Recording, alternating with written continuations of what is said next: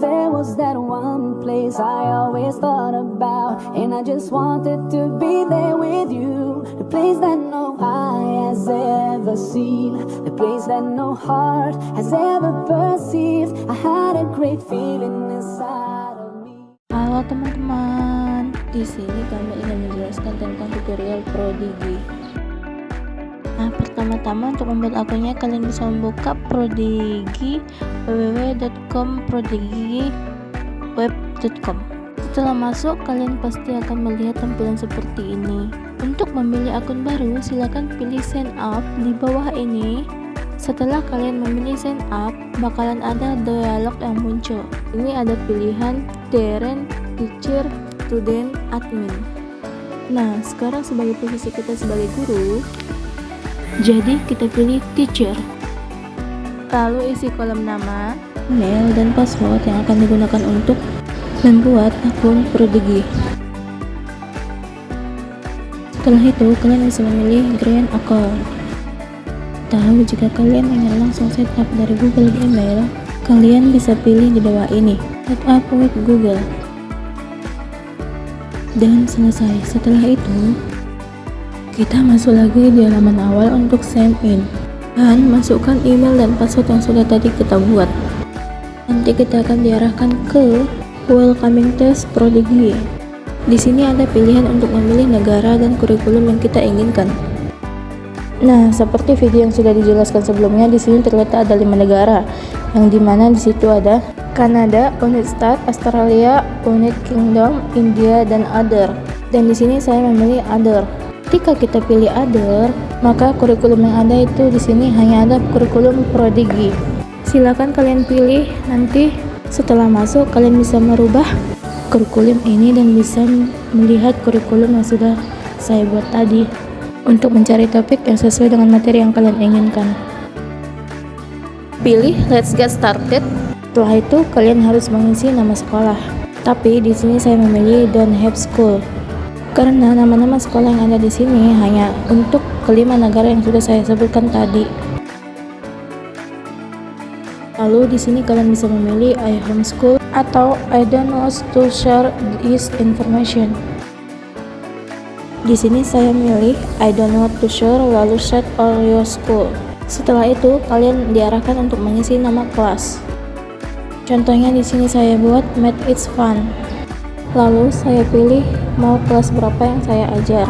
Jika kalian mengajar lebih dari satu kelas, setelah selesai kalian bisa menyesuaikan materinya untuk kelas 1 sampai dengan kelas 8. Nah, jika kalian punya Google Classroom, di sini kalian bisa mengkolaborasikan Classroom dengan Prodigy ini. Setelah semua selesai, pilih Create Classroom. Nah, ini tampilan awal dari Prodigy akun guru. Ada pilihan Home, Classroom, dan Create New Class. Bisa kalian pilih jika ingin membuat kelas baru. Jika kalian mengklik Classroom, maka akan terlihat kelas-kelas apa aja yang sudah kalian buat. Dan di sini sudah ada kelas yang sudah saya buat tadi. Kita coba masuk dengan mengklik nama kelasnya. Setelah mengklik nama kelasnya, maka akan muncul tampilan seperti ini. Ini adalah tampilan awal. Dan di bagian kiri layar, kalian akan melihat dashboard berisi penjelasan apa-apa aja yang perlu kalian lakukan untuk memulai kelas Prodigy kalian. Lalu ada students. Di sini untuk membuat akun siswa dan melihat siapa-siapa saja yang telah kita membuatkan akun. Supaya siswa bisa masuk ke kelas kita ada 2 cara. Yang pertama, mereka membuat sendiri akun Prodigy dan kita memberikan kode kelas, dan bisa juga kita yang membuatkan siswa akun dan secara otomatis mereka masuk ke dalam kelas yang kita buat.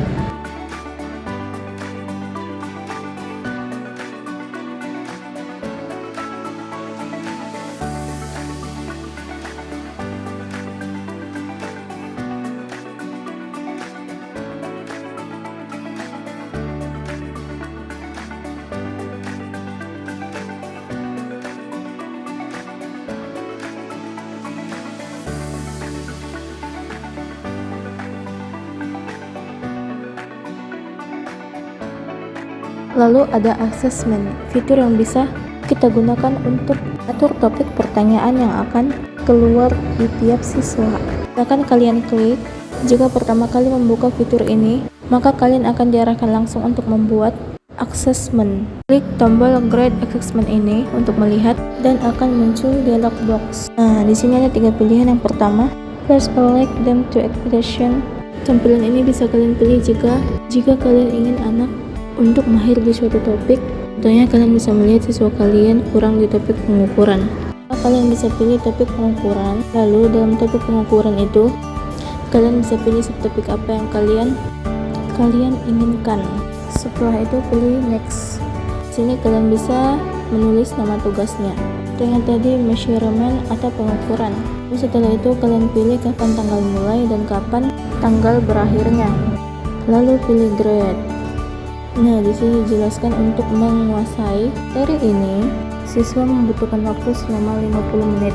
Kemudian, berdasarkan rentang waktu yang telah kita buat, maka sistem akan mengkalkulasi waktunya. Di sini, per harinya siswa akan diberikan pertanyaan tentang terkait topik pengukuran selama kurang lebih 5 menit per hari. Jadi, ketika anak mengakses game mereka tentang rentang hari yang telah kita tentukan, maka anak-anak akan diberikan pertanyaan terkait tentang pengukuran selama kurang lebih 5 menit. Setelah itu, di sini kalian bisa melihat ada placement test untuk mengukur awal kemampuan siswa untuk semua topik yang disesuaikan oleh kelas atau grade mereka. Ini secara otomatis yang diberikan oleh sistem. Nah, untuk membuat eksamen lagi, kalian pilih tombol grade yang ada di atas. Lalu kita coba yang kedua ini, exam and quiz them on a set of skill. Nah, untuk pilihan yang kedua ini, siswa juga akan diberikan soal sesuai dengan topik yang kita pilih.